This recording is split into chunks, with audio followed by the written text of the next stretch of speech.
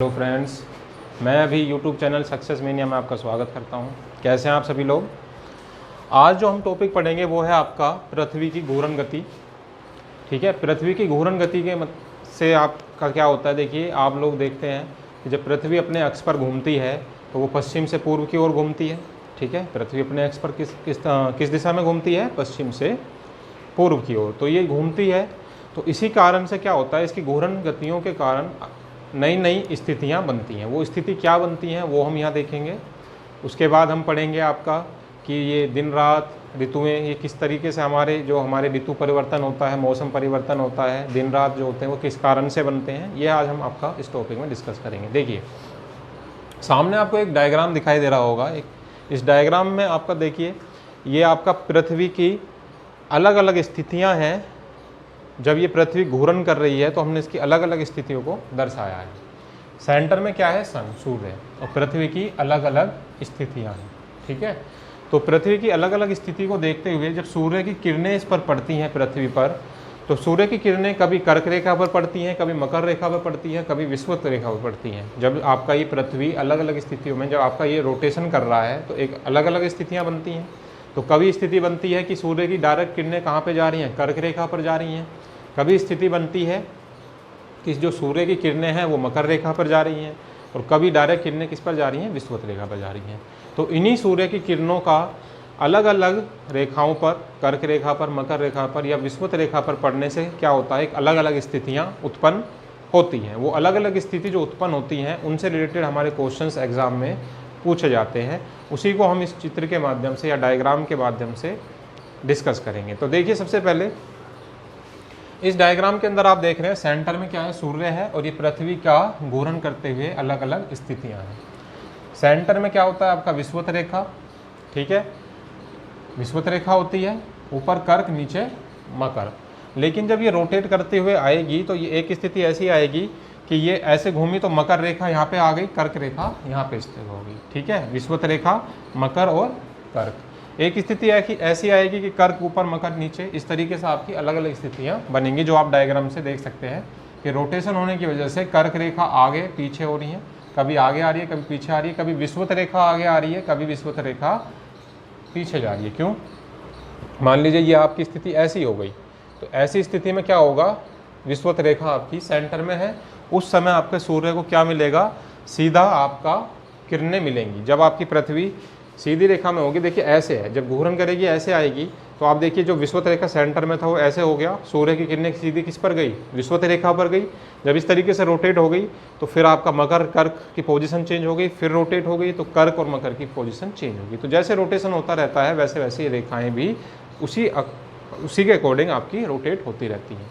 तो सबसे पहली स्थिति अगर आप देखें यहाँ पे कर्क रेखा, मकर रेखा की, तो यहाँ पे विषुवत रेखा देखिए, विषुवत रेखा पर आपकी क्या होती है? इस स्थिति में अगर मैं आपको बताऊं तो यहाँ पे देखिए, इस स्थिति के अंदर आपका विषुवत रेखा पर आपकी क्या है? सूर्य की किरणें लंबवत पड़ती हैं। यहाँ पे क्या हो रहा है? देखिए, विषुवत पर लंबवत का मतलब है कि सूर्य की जो किरणें हैं वो किस पर जा रही हैं? विषुवत रेखा पर लंबवत जा रही हैं। ठीक है, और जब ये रोटेशन यहाँ पे आ रहा है तो यहाँ पे भी क्या हो रहा है? विषुवत रेखा पर लंबवत किरणें आपकी पड़ रही हैं। ये दो स्थिति देखेंगे, ये वाली स्थिति और ये वाली स्थिति। जब आप देखते हैं तो यहाँ पे आपने लिखा हुआ है विषुवत पर लंबवत। विषुवत पर लंबवत मतलब क्या है? कि सूर्य की जो किरणें हैं वो विषुवत रेखा पर लंबवत पड़ रही हैं। कहाँ पे? इस स्थिति में, और इस स्थिति में भी आप लिखेंगे विषुवत पर लंबवत। लंबवत मीन्स परपेंडिकुलर।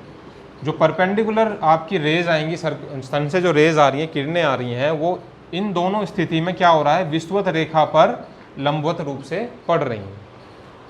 एक इस स्थिति में और एक इस स्थिति में। दो हमने इसकी पोजीशन ली, एक ये वाली और एक ये वाली। यहाँ पे हम देख रहे हैं कि जो सूर्य की किरणें हैं वो किस रेखा पर पड़ती हैं? लंबवत, विषुवत रेखा पर, इक्वेटर पर, भूमध्य रेखा पर। ठीक है, तो यहाँ पे आपका इस वाली स्थिति में और इस वाली स्थिति में सूर्य की किरणें किसको मिलती हैं? विषुवत रेखा पर लंबवत रूप से मिलती हैं या भूमध्य रेखा पर लंबवत रूप से मिलती हैं। तो जब ये दोनों स्थिति में आपकी सूर्य की किरणें विषुवत रेखा पर पड़ती हैं तो यहाँ पर दिन और रात क्या होते हैं? बराबर होते हैं। बहुत इंपॉर्टेंट बात है, दिन व रात बराबर होते हैं। दिन और रात बराबर होते हैं। ठीक है, यहाँ पे दिख रहा है, देखिए आपको सभी को यहाँ पे। ठीक है, दिन व रात बराबर, यहीं पे लिख देते हैं दिन व रात बराबर, और यहाँ पे भी क्या होगा, दिन व रात बराबर, दिन व रात बराबर, 12 घंटे का दिन 12 घंटे की रात। ठीक है, जब ये स्थिति उत्पन्न होती है आपका, जब आपकी सूर्य की किरणें लंबवत रूप से विषुवत रेखा पर पड़ती हैं, तो उस स्थिति में क्या होता है, दिन व रात बराबर होते हैं।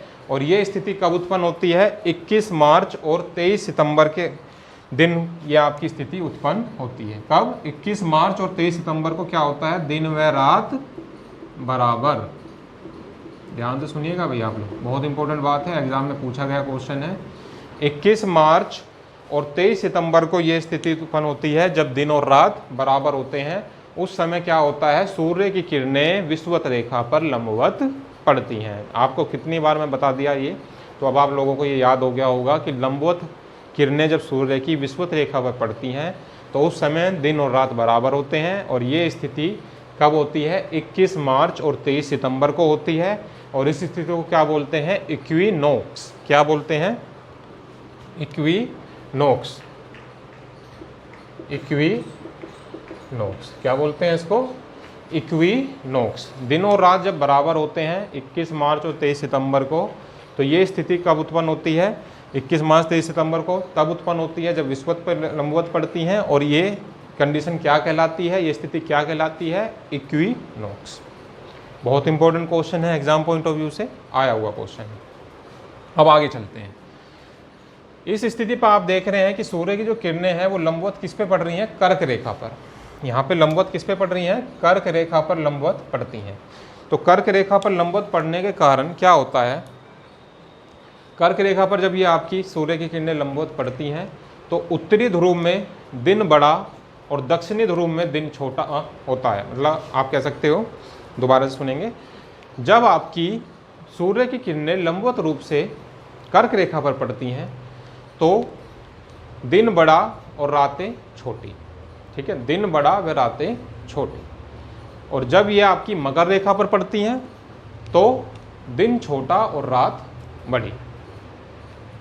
देखिए, जब आपकी सूर्य की किरणें लंबवत रूप से कर्क रेखा पर पड़ी, उस समय उत्तरी ध्रुव पर, उत्तरी ध्रुव में जितने भी देश स्थित हैं, उत्तरी ध्रुव पर दिन बड़ा होगा और रातें छोटी होंगी। जब आपकी सूर्य की किरणें कर्क रेखा पर लंबवत पड़ेंगी, उस स्थिति में दिन बड़ा और रातें छोटी होंगी।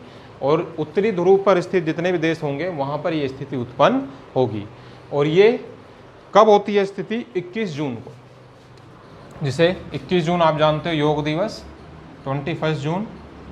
21 जून को क्या होता है आपका, दिन बड़ा और रात छोटी होती हैं उत्तरी ध्रुव पर। उत्तरी ध्रुव में जितने भी देश स्थित हैं वहाँ पर इसको बड़ा दिन बोला जाता है 21 जून को, और रातें यहाँ पे क्या होती हैं, छोटी। कारण क्या बताया मैंने आपका, कि जब आपकी ये सूर्य की किरणें लंबवत रूप से विषुवत रेखा पर कर्क रेखा पर पड़ती हैं, तो कर्क रेखा पर पड़ने के कारण उत्तरी ध्रुव में स्थित देशों पर दिन बड़ा व रातें छोटी होती हैं। और ये स्थिति कब उत्पन्न होती है, 21 जून को। वीडियो को पॉज करके दोबारा समझना अगर समझ में ना आया हो। सेम इसी स्थिति में मैंने आपको बताया कि लंबवत किरणें कहाँ पे पड़ती हैं, मकर रेखा पर। सूर्य की किरणें लंबवत कहाँ पे पड़ती हैं, मकर रेखा पर। और इस कारण से क्या होता है, यहाँ पे दक्षिणी ध्रुव में क्या होता है, दिन बड़ा व रातें छोटी। दक्षिणी ध्रुव पर जितने भी देश दक्षिणी ध्रुव पर स्थित होंगे वहाँ पर बड़ा दिन कब मनाया जाएगा, इस स्थिति में, जब आपकी किरणें मकर रेखा पर लंबवत पड़ेंगी। और ये कब होता है, ये होता है आपका 22 दिसंबर। ये स्थिति कब उत्पन्न होती है, 22 दिसंबर। ठीक है, 22 दिसंबर को ये स्थिति उत्पन्न होती है।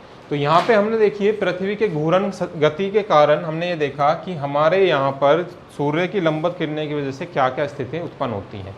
जब विषुवत रेखा पर पड़ी तो आपका दिन और रात बराबर हुए। जब कर्क रेखा पर पड़ी तो उत्तरी ध्रुव पर स्थित देशों में दिन बड़ा रातें छोटी। जब दक्षिणी ध्रुव पर पड़ी, मकर रेखा पर किरणें आपकी मकर रेखा पर लंबवत किरणें पड़ी तो दक्षिणी ध्रुव पर स्थित देशों में दिन बड़ा व रातें छोटी।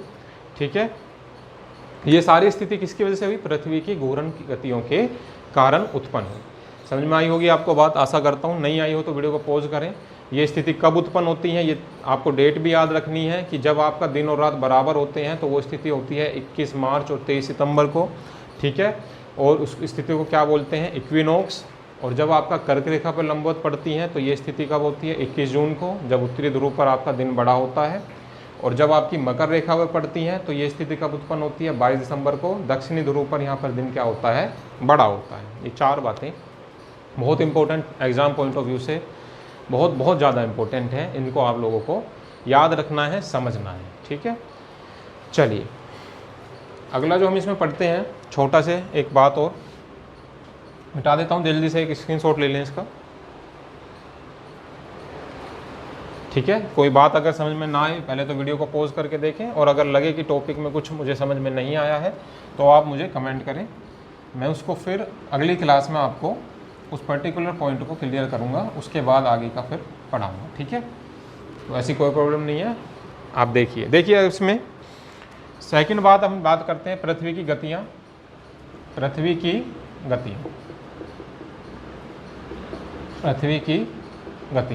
की देखिए 2 गति होती हैं। एक होती है आपकी घूर्णन गति, यहां से भी क्वेश्चन आता है तो ध्यान से देखिए, परिभ्रमण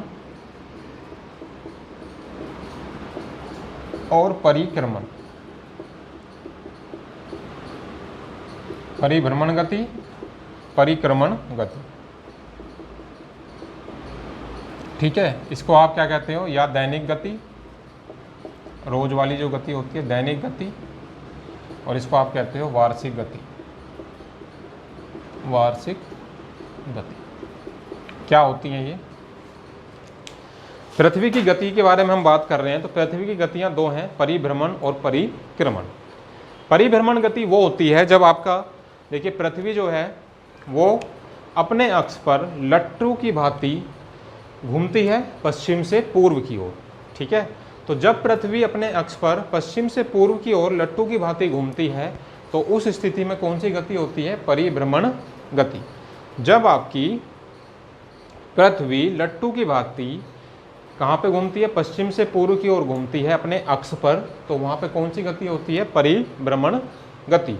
और इस परिभ्रमण गति को हम परिभ्रमण गति, घूर्णन गति या दैनिक गति भी कहते हैं। और इस गति के कारण ही क्या होते हैं, दिन और रात होते हैं। दिन व रात जो होते हैं हमारे, वो किस गति के कारण होते हैं, परिभ्रमण गति के कारण या दैनिक गति के कारण होते हैं। परिभ्रमण गति या दैनिक गति कौन सी है, जब आपका पृथ्वी अपने अक्ष पर पश्चिम से पूर्व की ओर लट्टू की भांति घूमती है तो उस गति को क्या कहा जाता है, परिभ्रमण गति। देखिए मैंने 3 बार रिपीट कर दिया है, उसके बाद भी अगर आपको समझ में नहीं आया तो वीडियो को पॉज करके आप देखें। और ये किसके लिए उत्तरदायी है, दिन और रात जो होते हैं वो इसी के गति के कारण बनते हैं। दिन और रात किसके वजह से होते हैं, परिभ्रमण गति से, या जिसको आप कह सकते हो दैनिक गति। रोटेशन इंग्लिश में बोलते हैं इसको, रोटेशन ऑफ अर्थ, इसको बोलते हैं रिवोल्यूशन ऑफ अर्थ। जब आप रिवोल्व कराओगे किसी चीज़ को तो आपकी हिंदी में कहलाती है परिभ्रमण, और जब रोटेट होगी तो आपका कहलाएगी परिभ्रमण। इतनी बात क्लियर होगी। सेकंड देखिए, परिक्रमण गति या वार्षिक गति क्या होती है, आपकी पृथ्वी अपने अक्ष पर तो घूम ही रही है पश्चिम से पूर्व की ओर, लेकिन आपने देखा कि ये सूर्य के भी चक्कर लगाती है। तो जब पृथ्वी अपने अक्ष पर घूमने के साथ साथ सूर्य का भी चक्कर लगाए या सूर्य के चारों तरफ घूमे तो उस स्थिति को क्या कहते हैं, परिक्रमण गति। अपने अक्ष के साथ साथ सूर्य का भी चक्कर लगाती है, सूर्य की परिक्रमा करती है, तो उस गति को क्या कहते हैं, परिक्रमण गति या वार्षिक गति, ठीक है। इस गति के कारण क्या होता है, आपका मौसम में या ऋतुओं में परिवर्तन होता है। मौसम और ऋतुओं का परिवर्तन का मतलब है सर्दी, मानसून, ठीक है, शीत ऋतु, मानसून, सर्द ऋतु, ये सारी जो ऋतुएं होती हैं ये सभी ऋतुएं किसकी वजह से आती हैं, परिक्रमण गति की वजह से। परिक्रमण गति मीन्स पृथ्वी का अपने अक्ष के साथ साथ सूर्य के चारों ओर घूमने के कारण ये गति आपकी उत्पन्न होती है। और इसी गति की वजह से क्या होता है, ऋतुओं में परिवर्तन। ये क्वेश्चन आपके एसएससी के अंदर पूछे गए हैं और अच्छे एग्जाम्स में कई बार ये क्वेश्चंस पूछे गए, तो अच्छे इंपॉर्टेंट पॉइंट हैं। आप ये ना सोचें कि ये नहीं आता एग्ज़ाम में, एग्ज़ाम में पूछे गए हैं। मैं सभी चीज़ें आपको वही बताता हूँ इस चैनल के माध्यम से जो एग्ज़ाम्स में आ चुकी हैं, जो टॉपिक हमारे एग्ज़ाम्स के लिए मोस्ट इम्पोर्टेंट है, तो उन्हें छोड़ना नहीं है। यही आज हमारा टॉपिक था, पृथ्वी की घूर्णन गतियाँ। पहले हमने अलग अलग स्थितियाँ पढ़ी, फिर हमने देखा 2 प्रकार की गतियाँ हैं। उसमें हमने देखा कि दिन रात किसके कारण होते हैं, परिभ्रमण के कारण। ऋतुओं में परिवर्तन किसके कारण होता है, परिक्रमण गति के कारण। आशा करता हूँ आपको समझ में आया होगा पृथ्वी की गतियाँ। ठीक है, विश्व का भूगोल हम पढ़ रहे थे, जिसमें हमने विश्व के बारे में बहुत सी चीज़ें यहाँ पे पढ़ ली हैं। और आप लोग पढ़ते रहिए, इस पूरे लेक्चर्स को आप शुरू से देखिए जो चैनल से नए जुड़े हैं, और कोशिश करिए जितने भी आपने टॉपिक पढ़े हैं उनके क्वेश्चंस आप लगाएं। जब हमारा ये ख़त्म हो जाएगा तो मैं आपके लिए क्वेश्चंस की सीरीज़ भी चलाऊँगा। ठीक है, तब तक आप लोग पढ़िए सब चैप्टर्स को। Thank you. टेलीग्राम लिंक को आप ज्वाइन करिए, सब्सक्राइब कीजिए चैनल को, लाइक कीजिए, शेयर कीजिए अपने फ्रेंड्स को, और हमें मोटिवेशन इसी प्रकार से देते रहिए। आप लोग सब्सक्राइब करिए, लाइक ज़रूर कर दिया करा करें अगर आपको वीडियो पसंद आई है, और किसी भी अपडेट के लिए टेलीग्राम को आप ज्वाइन कर लें। ठीक है, thank you, have a nice day, bye.